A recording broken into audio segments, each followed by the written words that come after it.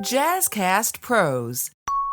I'm telling you, people are dropping $3,000 in my store, which instantly increased the profits versus, me making $10 on a brow wax. So that's kind of how Beauty Boss Millionaire got those millions. I started to do more things where I added on more services and more procedures that can really help and grow the business. So constantly work on diversifying things and making things happen so that you are always wealthy. Welcome back to the Beauty Boss Millionaire podcast with daily on-the-go episodes packed with testimonies and business tips to help you create financial freedom through entrepreneurship.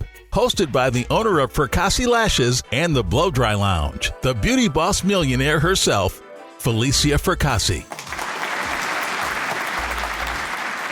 Welcome back to Beauty Boss Millionaire. I'm your host, Felicia Fracassi, and I am here today. So excited that you're tuning in. Also, if these are really helpful, please review, rate, and share. All right, let's quickly jump into it. I want to talk to you about adding on some things in your business. So I want to just take a moment to talk about your mindset. So a lot of times people have this one thing that they're cut out to do. They're really serious about it. And, they want to just do this thing. They feel a calling for it, which is good. I want you to do that.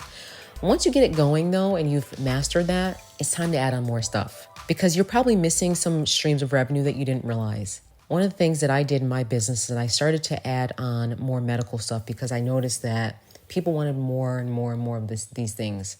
And one thing that you can do in your business, because it's not going to be obviously identical to mine, but one thing you can do is start to add on things that people are asking for. Instead of shutting down every idea and not being open-minded, just say, well, could I do that? Or how much more would it cost me? And what's the profit margin?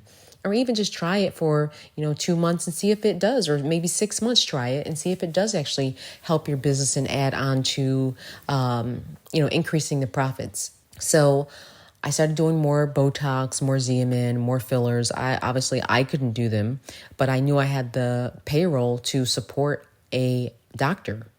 And people always commend me like, wow, girl, you can do it all.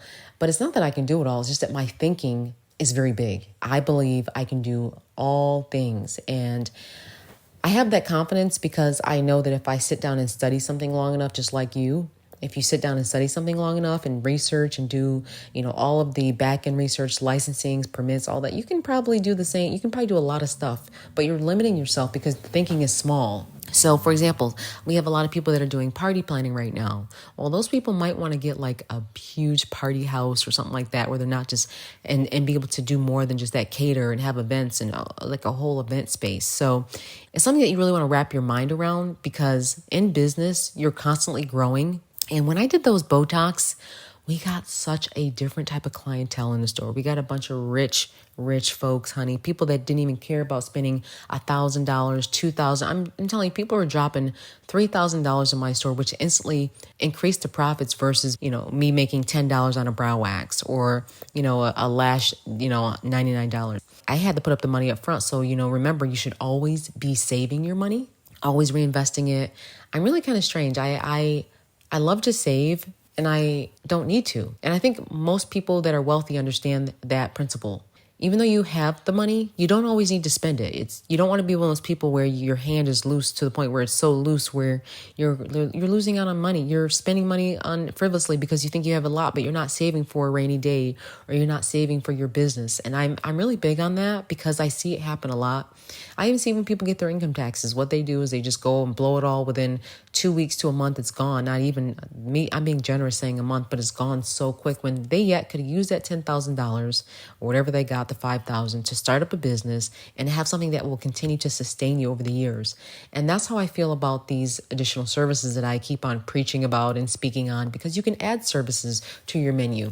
Even if it's a church, I even say that if it's a church, you can even add on. Church obviously is more nonprofit, but there are still some services that you can say separately. We do have counselors. I know of a church right now that has counselors on standby, but there's a small minimum fee that you can add to the church that people won't mind paying for that. So their time doesn't feel wasted, your time doesn't feel wasted, and everyone still gets the help that they need. So everyone's not burnt out and resentful towards that. Because I remember in my church when I was younger, a lot of people wanted counseling, but they kind of would just turn them away because they're like, oh, we can't really do all that. But if they just said, look, give a donation of minimum $20, we can get you in for a counseling session, because not all churches have the capacity to keep on having these staff members work for free because they have to work their jobs. But in turn, you can be smart and add different services on, add different things on that you see that your customers or your nonprofit may need. And a lot of times people, they fail to do this. You have to constantly add onto your business. You have to constantly update the menu. You have to constantly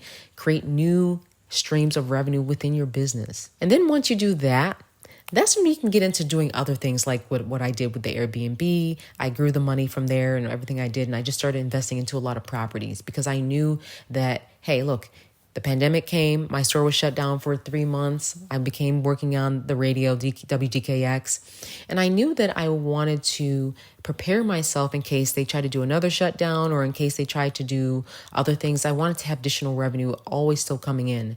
And in the situation, you never can guarantee it, but the chances are a lot higher that you're going to have some revenue if you can diversify your portfolio. So constantly work on diversifying things and making things happen so that you are always wealthy.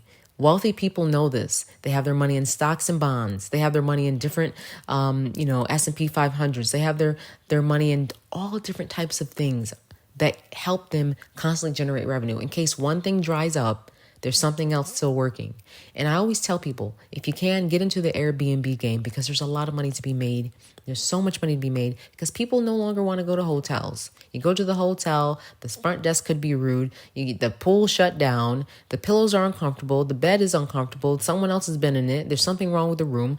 And sometimes you just want to go outside and enjoy the city that you're in, not necessarily be in a hotel with 4 walls. Airbnb is a new thing and Turo is also a new thing. So you can always help yourself out by getting onto these levels of other things that can help make you money. Expand your thinking, expand your mindset, and please don't waste money. And I really mean that because you want to pad yourself.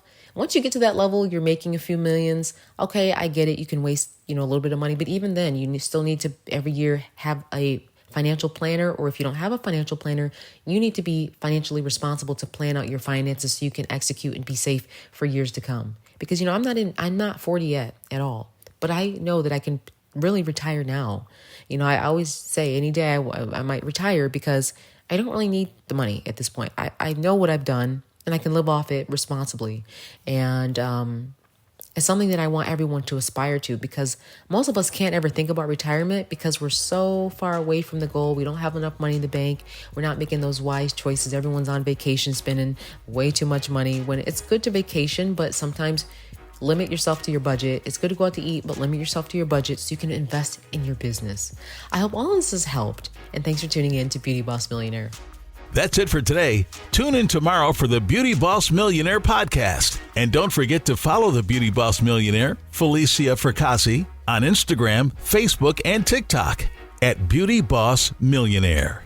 Also, if these are really helpful, please review, rate, and share, or just send the link to someone who may need this. See you tomorrow.